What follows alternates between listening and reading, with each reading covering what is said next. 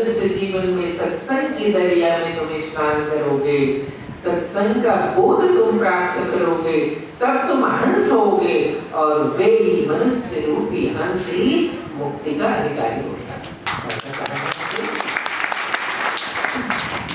पक्षी हंस पक्षी मुक्ति का अधिकारी नहीं होता, मनुष्य रूपी जो हंस है वो मुक्ति का अधिकारी है।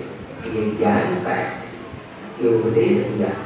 तो ये जो मानसरोवर साहब ने बनाया ये हंसों के लिए, हम हंस हैं, सदगुरु के शिष्य हैं, सदगुरु के साधक हैं, उनके उपदेश को श्रवण करके हमारे जीवन में शांति है, स्थिरता है, पवित्रता है, ज्ञान का बोध है, उज्ज्वलता है, दया धर्म का साधन है।